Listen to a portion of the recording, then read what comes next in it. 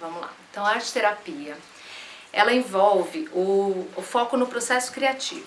Então, assim, é uma terapia que visa olhar e observar toda a criação do paciente, do cliente, com o objetivo de que ele busque uma qualidade de vida, uma estabilidade emocional, entender melhor os sentimentos. Uma questão da arte-terapia que é importante, que é diferente de você produzir um trabalho artístico e ter uma interpretação a partir daquilo.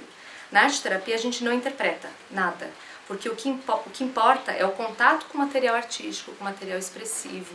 É nesse contato que a cura, entre aspas, né, que vai se dando. Então, quando uma pessoa pega uma aquarela, quando uma pessoa faz uma colagem ou um grafite, cada uma das modalidades dos recursos expressivos tem um significado para a psique. Não só da arte plástica, né, mas as artes cênicas, a dança, a música, ou qualquer forma de expressão que não seja a expressão verbal, só verbal, né, como a psicoterapia. E acho que é dessa forma, né, com esse contato, que as pessoas não garantem, mas elas podem, né, ter uma qualidade de vida melhor no sentido de que elas encontram bem-estar, né? A arte, ela traz bem-estar, né? Ela traz uma sensação agradável, de relaxamento, e acho que é isso que faz com que as pessoas gostem de pintar, de dançar, logo a qualidade de vida vem a partir disso.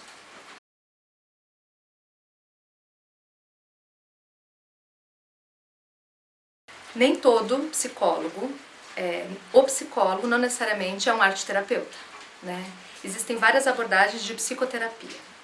Algumas delas a gente pode utilizar técnicas expressivas, mas como eu disse na pergunta anterior, são técnicas que a gente trabalha as projeções, né, do inconsciente, e a partir dessas projeções a gente faz análises e interpretações, que é o processo de análise, né, da psicanálise, da psicoterapia. A arte-terapia é uma outra modalidade de terapia. Então, é preciso saber de arte para fazer arte-terapia?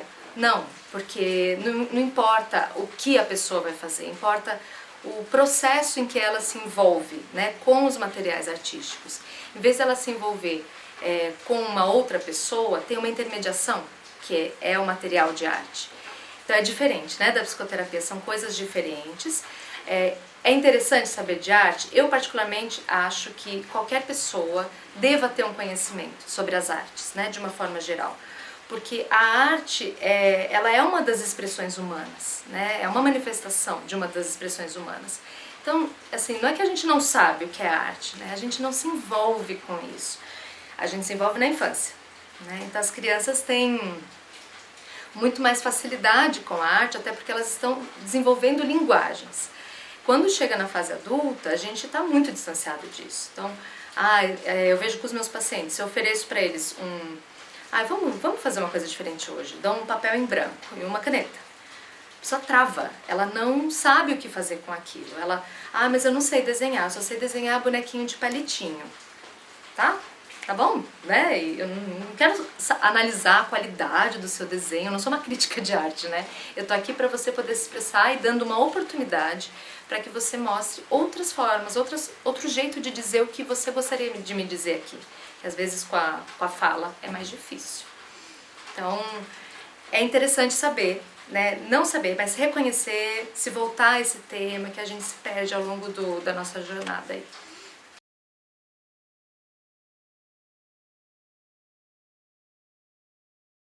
Né? Eu acredito que a arte ela pode evocar sentimentos muito fortes. Do mesmo jeito que ela pode tranquilizar, ela também pode provocar, né?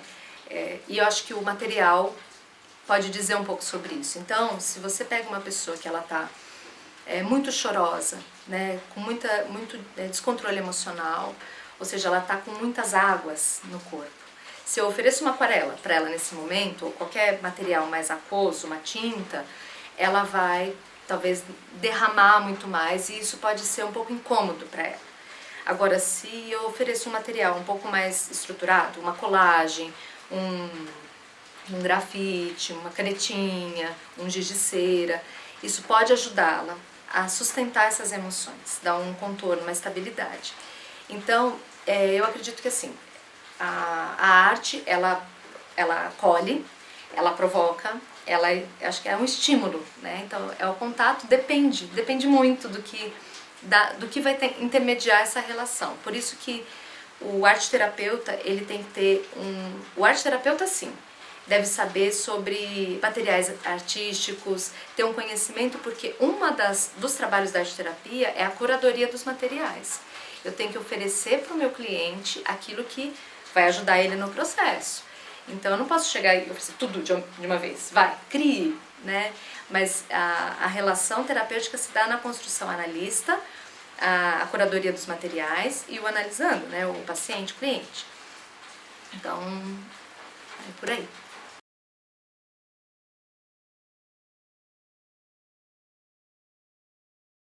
Vou dar um exemplo de um caso clínico. Eu posso falar aqui porque é um caso que já me autorizou a falar sobre ele.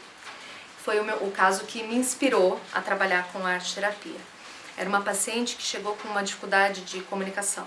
Ela não falava, né? Então imagina uma pessoa chegar para uma psicoterapia, que é a terapia da fala, né? O talking cure, que de repente não fala e pedindo, me ajuda a falar, me ajuda a me expressar, falar com as pessoas.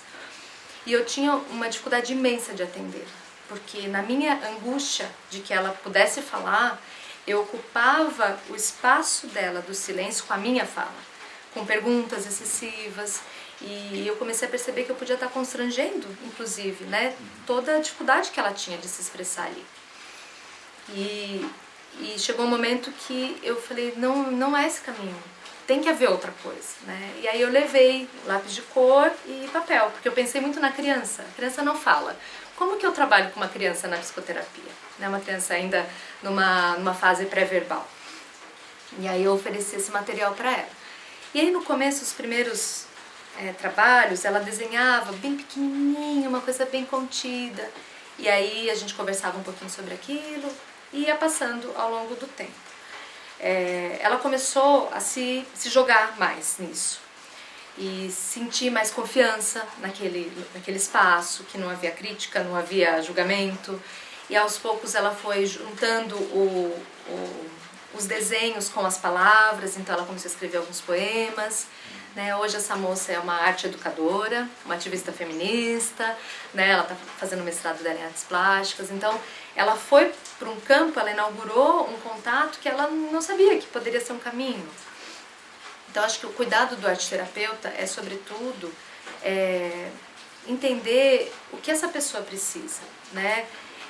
Porque a gente às vezes chega, né? Vamos trabalhar, né? Ah, você está muito ansioso, vamos trabalhar a sua ansiedade.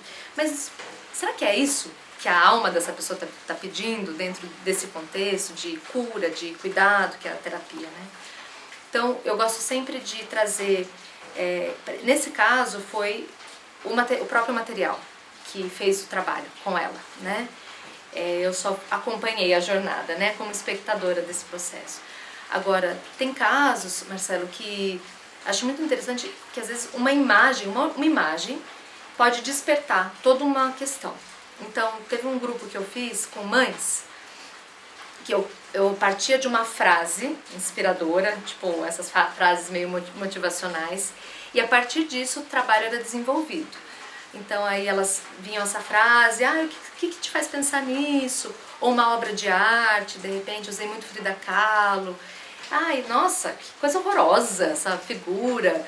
É horrível, é estranho pra você, mas que mais? E aí, então vamos agora mostrar isso, o que vocês estão sentindo com uma argila, com uma outra coisa. E aí as coisas começam a aparecer. Então acho que o cuidado é uma abertura muito grande do terapeuta, né, para o inédito, não querer controlar o que vai acontecer, e essa percepção assim do que pode provocar, assim, despertar o que eu busco é sempre acordar a pessoa para uma outra coisa que ela não está pensando. É mais ou menos por aí.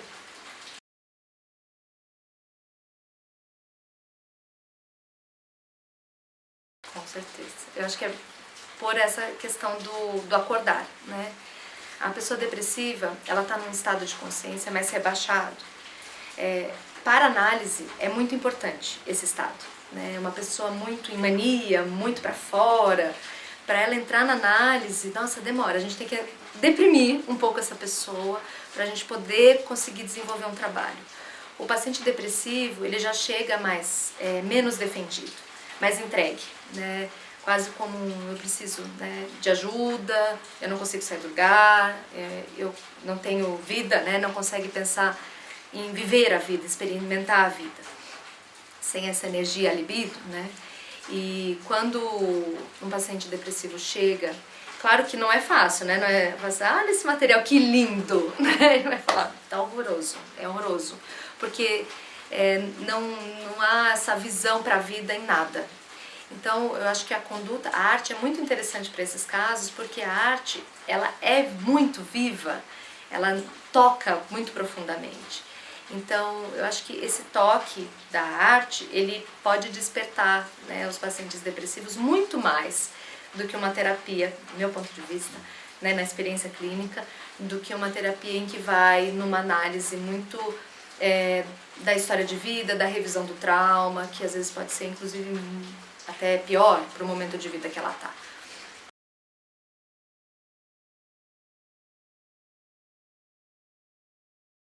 Depende muito do manejo, né? Eu acho que o manejo é para qualquer caso, né, que aparece. O cuidado, que é a ideia da terapia, da palavra terapia, né, que eu acho que é a coisa mais importante. Você pode piorar muito um quadro, dependendo do manejo. Se eu não for cuidadosa e respeitosa com aquele universo psíquico que está na minha frente, eu posso gerar um trauma em cima de um trauma, eu posso agredir, eu posso ser violenta, eu posso ser mais um problema na vida dessa pessoa.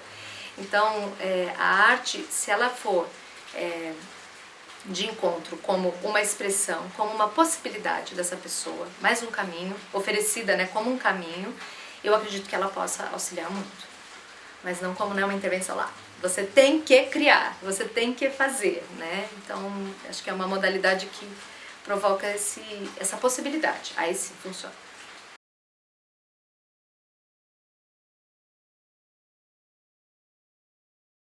Primeiro, Jung não criou arte-terapia, né? A arte-terapia, ela vem...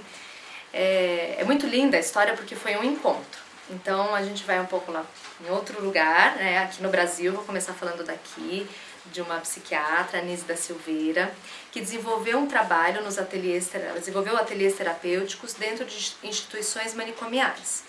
Então, a luta da Anísia era acabar com os tratamentos da época sobre a loucura. A Anísia, ela era completamente contra o eletrochoque, as terapias convulsivas, coisas, hoje eu acho bizarro, né, coisas muito problemáticas. E a Anísia lutou muito contra isso, tanto que ela tem um nome de a psiquiatra rebelde. Uma lagoana que foi foi a única mulher de uma turma de 70 homens de medicina na Bahia. Então ela foi travando a luta dela, né, no contato com os pacientes, com os loucos, a paixão dela era isso. E ela cria um ateliê, porque ela começa a perceber que os pacientes que tinham contato com esse meio mais sensível da arte, eles tinham uma estabilidade melhor. E aí ela começa a acompanhar, né? E claro que não foi fácil montar um ateliê dentro de um manicômio, né? Ela travou uma luta política muito difícil, ela foi presa na ditadura, ela passou muito perrengue. E quando ela foi liberta, né, aí ela tinha passado num concurso e ela começou a trabalhar dentro de Engenho de Dentro, um manicômio, uma instituição manicomial lá no Rio de Janeiro. Isso acho que em 1940 e poucos. E aí ela começa o trabalho com os pacientes, né, que ela não chamava de paciente, ela odiava pacientes, eram clientes, porque paciente é aquele que fica passivo diante dessa relação terapêutica. Isso não existe para ela, né? É um movimento muito grande de um paciente em relação à própria cura, né? Enfim. E aí a Anísia, ela começa a observar um padrão nas artes dessa galera. Eles começam a desenhar algumas coisas que nós chamamos de mandalas, né? E a Anísia sabe que tem um cara lá na Suíça, que é o Jung, que estuda também algumas expressões artísticas. O Jung tem um trabalho, uma fase da vida dele que ele estuda a arte. Ele tem algumas publicações sobre isso. E a Anísia manda uma carta para o Jung e começa a se corresponder com ele, mostrando o trabalho, né, o que ela estava observando. E o Jung fala, meu Deus, aqui está, né, as mandalas são padrões que revelam o self, e aí ele começa a relacionar com a teoria dele, esse processo. O que a Nise fazia não era arte-terapia, ela era uma assistente, ela trabalhava num lugar de assistente social, né? Era um campo da assistência social, na época não existia isso. A arte-terapia foi se desenvolvendo, dando nomes tal, e até chegar onde estamos hoje. Mas a metodologia, ela foi se aprimorando, porque era muito livre, né? Assim, naquela época, o que acontecia? A Nise tinha o ateliê, mas ela, como uma cientista, né, uma médica, ela usava aquilo como pesquisa, então ela tem todo um registro dessas obras, tanto que ela tem o Museu do Inconsciente no Rio de Janeiro, é um dos maiores museus de produções artísticas de saúde mental do mundo. Então, assim, ela é muito estruturado o trabalho dela. Então, a metodologia surge a partir da experiência, né, da Nise com a loucura, com os seus clientes, e mais ou menos assim. Então, o Jung, os dois, eles se juntaram, eles se conheciam, eles trocaram muito, desenvolveram ideias sobre isso, mas a arte-terapia não é do Jung e nem da Nise. A Nise foi uma que deu um pontapé e que fez surgir a ideia da arte-terapia.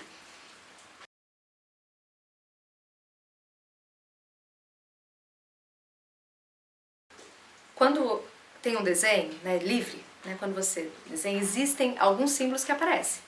Dentro de uma análise, né, se eu faço um paciente, no meu caso, faço o paciente desenhar, eu vou olhar a produção dele de forma analítica.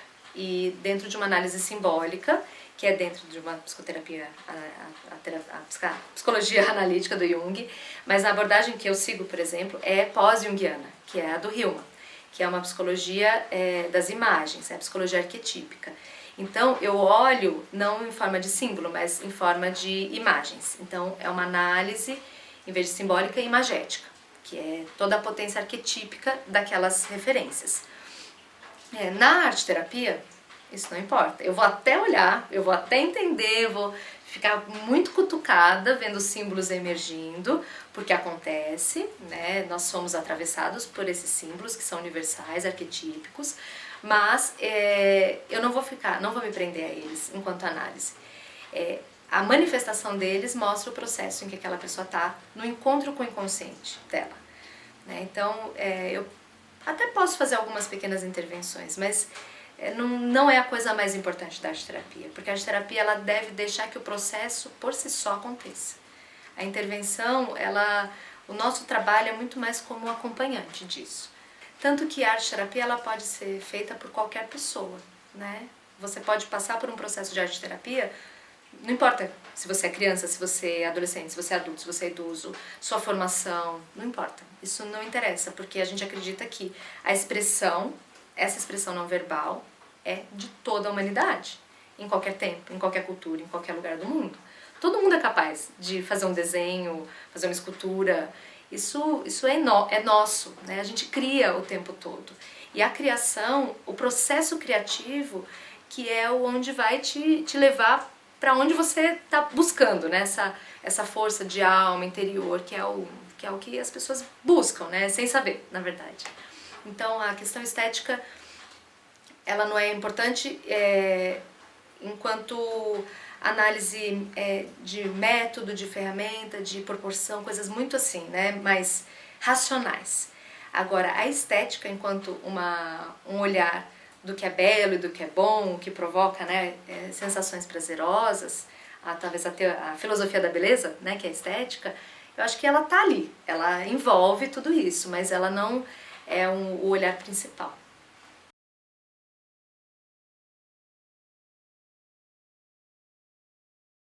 É um tema que, assim, né, eu vou tomar cuidado, porque eu não sou uma neurocientista, né, mas eu posso falar um pouco.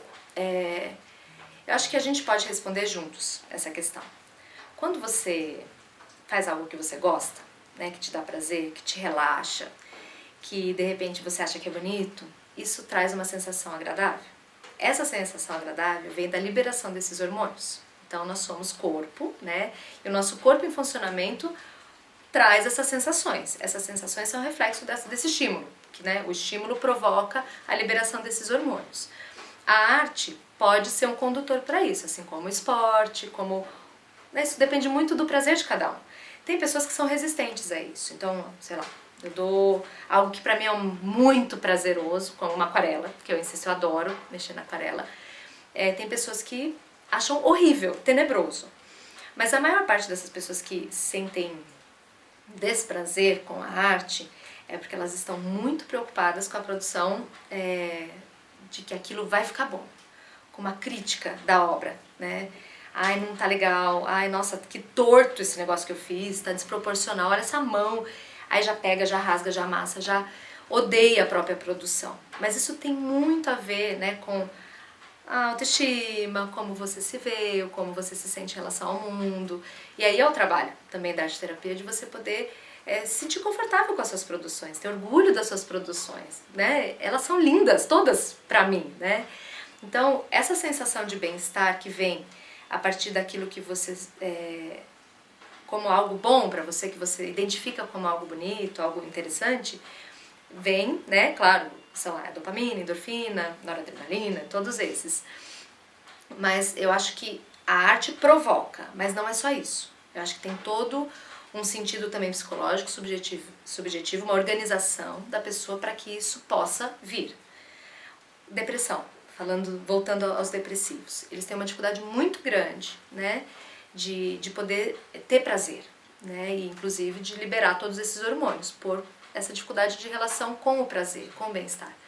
Então, a arte pode ajudá-los a perceber esse tipo de prazer, que tem muito a ver com a questão sensorial, mas não acho que é uma garantia, né, que todas as pessoas vão sentir um puta prazer, assim, pegando na argila ou na aquarela, acho que não necessariamente dançando, porque acho que o crivo da crítica, do julgamento, é ainda maior, né, para poder deixar a coisa rolar.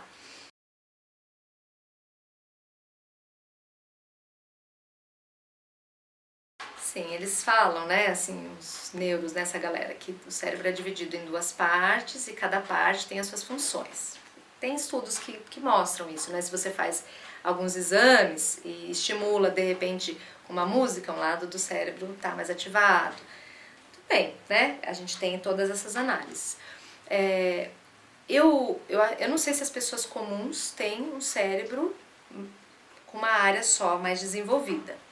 Primeiro que eu não sei o que é pessoas comuns, né? Eu acho que assim, eu entendo o que você está falando, né, Marcela, sua pergunta, mas eu prefiro deixar que as pessoas não são comuns, né? Que cada um tem a sua especificidade.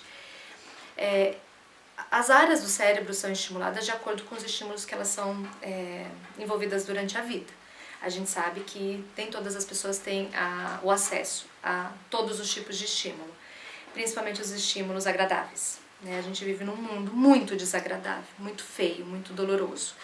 Então, como que a gente pode viver diante dessa experiência horrorosa, né, dolorosa, e pensar em estimular o cérebro, né, estimular o nosso corpo, a nossa mente, o nosso coração. Então, o que acho que é uma luta, inclusive, assim, né, de que a gente possa proporcionar, é uma luta pessoal, né, eu tenho desenvolvido um trabalho pessoal em relação à beleza. É coisa de estudo que eu tô focada, porque eu acho que assim, as coisas belas são as coisas que são cuidadas. Se você olha, por exemplo, um lugar feio, sujo, caindo, é porque tem uma desatenção ali. Mas quando a gente dá uma atenção para uma coisa e cuida e protege, a coisa se torna bonita, ela se torna agradável, ela se torna prazerosa. Então, como que a gente vai estimular o cérebro voltando nisso, né? A gente está muito num mundo em que a informação é muito rápida e que parece que você tem que saber tudo, de tudo, ao mesmo tempo, e muito racional, né? Muito mente, né? Assim, brilhante, você tem que saber de tudo. E a parte, por exemplo, do corpo, da experiência sensível, isso está completamente negligenciado. Eu acho que é por isso que as pessoas estão muito distantes desse lado do cérebro.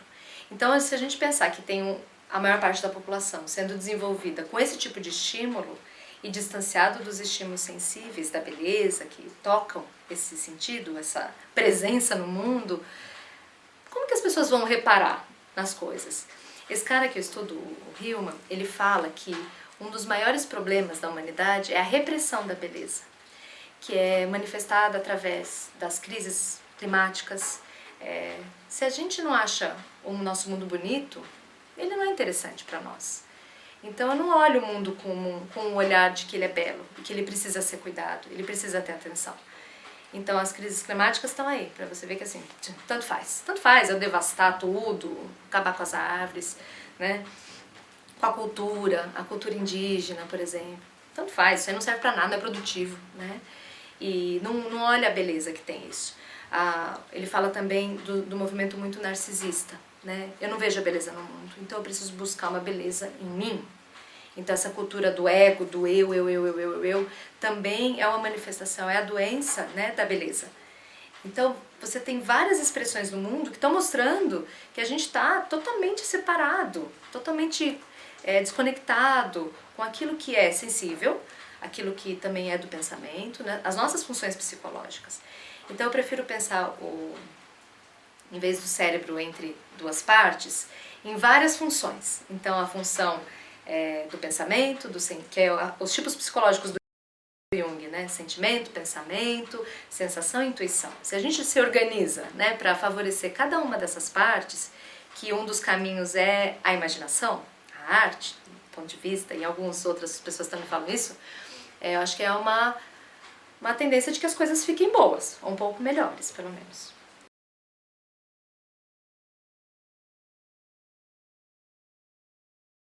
As pessoas estão nem aí, né, porque as pessoas estão pensando, elas são livres. Eu acho que a sensação de liberdade é que traduz a nossa genialidade. Nós somos gênios, nós temos os nossos daimons, né, que são os nossos pequenos gênios que nos acompanham, que nos direcionam para nosso propósito, para nossa felicidade.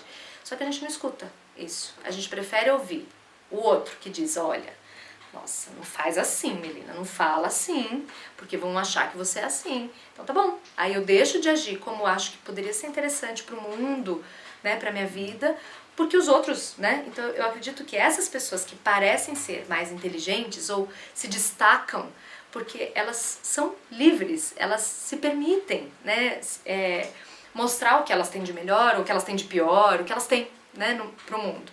Então eu acredito que a genialidade é o encontro um pouco com a liberdade, né? Com a sensação de liberdade.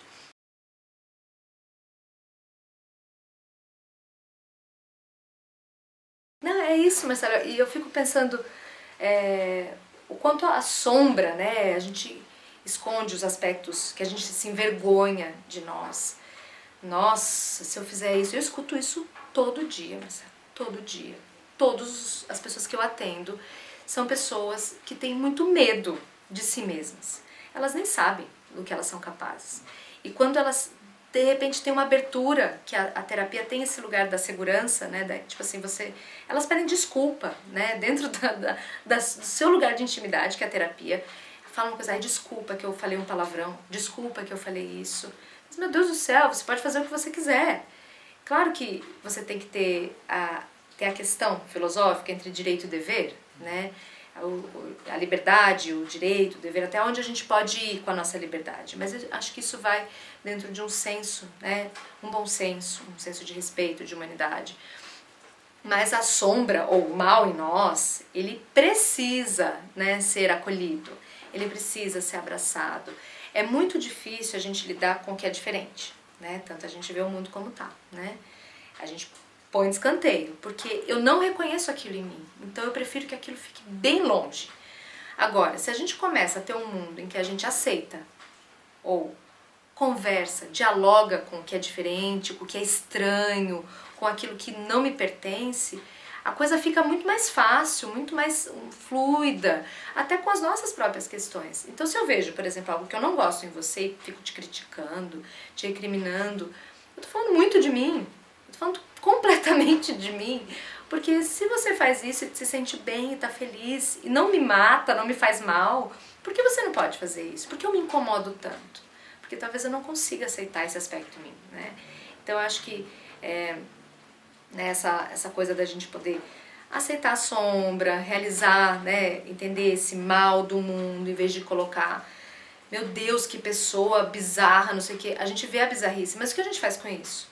Essa ideia da beleza e da feiura, né, que a gente deixa de lado, não quero nem ver, deixa apodrecer, estragar, quem sabe some, mas não some, vai ficar ali, vai cheirar mal, vai atrapalhar. Então acho que a gente precisa olhar para esse lado, é muito importante. A terapia, a base da terapia é o encontro com a sombra, né? Depois a gente trabalha outras coisas. Mas quando isso está um pouco mais organizado, a gente pode dar outro passo, mas é por aí.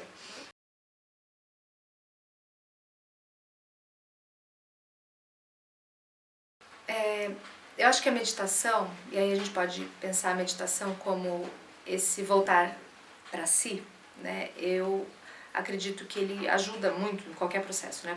Processos terapêuticos e tal. A gente está falando de uma meditação no sentido do silenciar o externo, é isso, Marcelo, né? Porque a gente tem 1000 técnicas meditativas, mas eu iria para o que é a meditação, né? Do ponto de vista da interioridade. A gente precisa interiorizar para poder se conectar e elaborar. Se eu estou muito no mundo externo, né? Como eu te falei, por isso que é importante deprimir para poder elaborar. Né? E deprimir não é a doença depressiva, é o estado de espírito, né? Um estado de espírito um pouco mais rebaixado, que é o estado meditativo, um pouco mais interiorizado. Se eu estou muito no mundo, muito maníaca, né? Vamos fazer isso, vamos produzir, vamos criar, tipo assim, isso pode travar meu processo criativo também. Então você vê os artistas, você fala, nossa, o cara é muito doido, né? Uma pessoa estranha, ele é muito estranho, porque ele tem muito contato com o mundo interno, né? Ele está muito relacionado com isso. E você vê que os artistas, eles precisam de um espaço próprio, eles precisam de silêncio, ou eles precisam do barulho que eles mesmos criam, a música que eles querem ouvir. Então, assim, existem os artistas de rua, né, que é uma outra modalidade. Eu acho que são artistas que a própria polis, né, a própria cidade, que é o ponto da meditação deles, é onde envolve, é o silêncio para eles. Então acho que a gente encontrar os nossos lugares meditativos, né, e aí lugares, a geografia é bem ampla, né, lugares literais e lugares internos, eu acho que favorece muito o processo, né, artístico. A arte, ela tá dentro, né, ela vem de dentro para fora.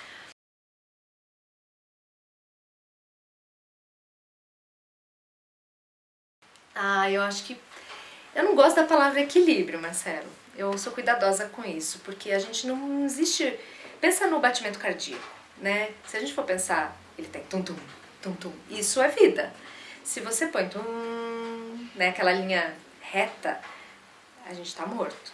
Então acho que o equilíbrio sugere essa dinâmica da vida, né?